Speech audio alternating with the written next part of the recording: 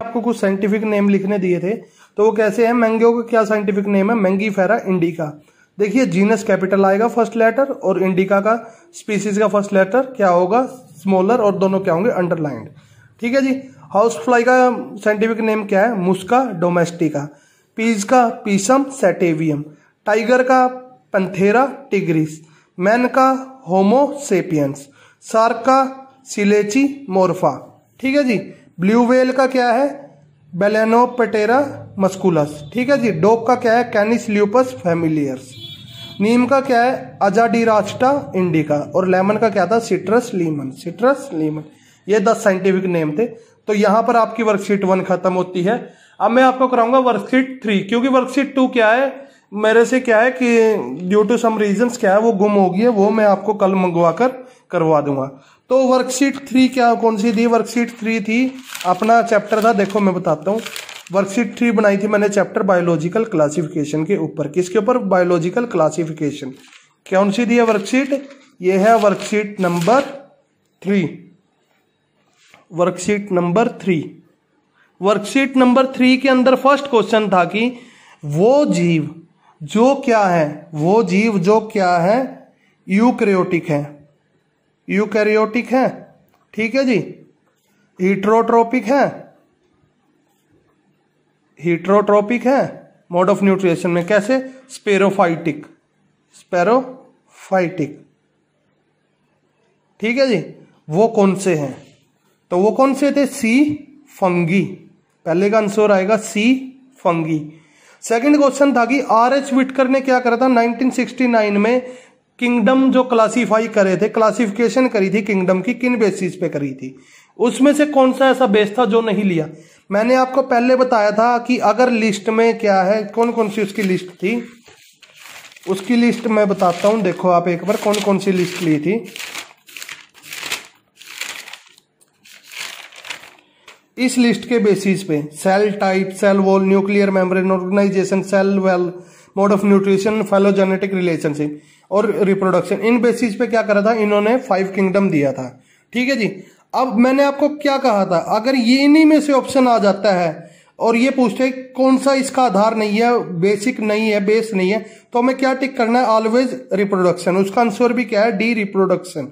अगर ऑप्शन में रिप्रोडक्शन के साथ कोई ऐसा ऑप्शन भी होता जो इन 7 में से नहीं है, तो हम क्या करते हैं, उसको टिक करते हैं। कई बार क्या है बच्चों, हमें क्वेश्चन के हिसाब से आंसर ढूंढना पड़ता है। ठीक है जी। देन था कि मॉडर्न टैक्सोनॉमी के फादर कौन है, मैंने ये भी आपको बताया था। Who is the father of modern taxonomy, Carolus Linnaeus. Carolus Linnaeus is the father of modern taxonomy. ठीक है जी।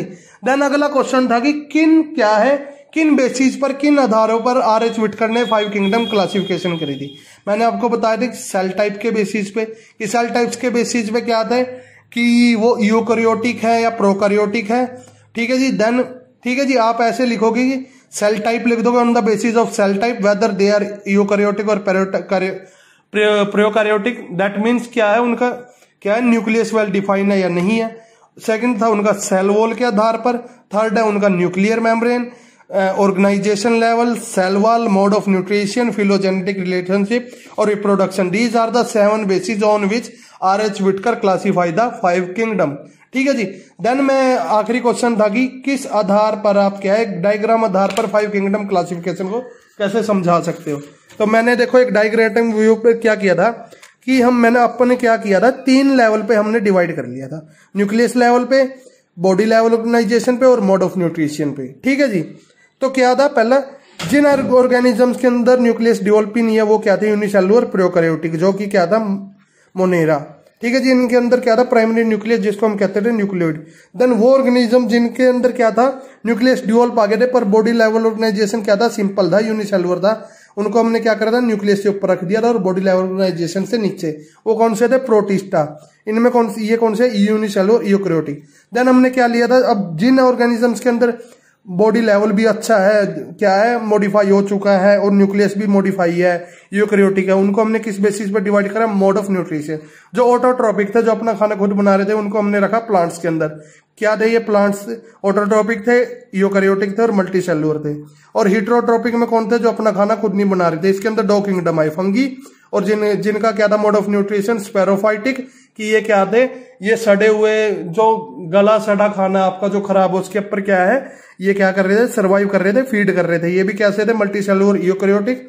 और जिनका मोड ऑफ न्यूट्रिशन होलोजोइक था, जो क्या था, किंगडम एनिमेलिया एनिमल्स, वो क्या है वो, ठीक है जी, वो क्या थे, किंगडम एनिमेलिया में एनिमल्स। ये भी कैसे, यूकेरियोटिक और मल्टीसेलुलर। तो एक चीज हमें और यहाँ से पता लगी थी कि फेलोजेनेटिक रिलेशनशिप क्या था, कि हमें ये पता लगा कि मोनेरा से क्या है, एक ऑर्गेनिज्म ने अपने अंदर न्यूक्लियस को सही डिवोल्व किया, वो क्या बन गया, प्रोटिस्टा। देन उसने क्या अपनी सेल लेवल को भी डिवोल्व कर लिया, जिससे किसका जन्म हुआ, प्लांट्स का भी, एनिमल्स का भी और फंजाई का भी। ठीक है जी, ये थी आपकी वर्कशीट नंबर 3। आई होप कोई दिक्कत नहीं आई होगी। 5 क्वेश्चन है, 1 2 3 5 क्वेश्चन है, कोई ऐसी दिक्कत नहीं है जी।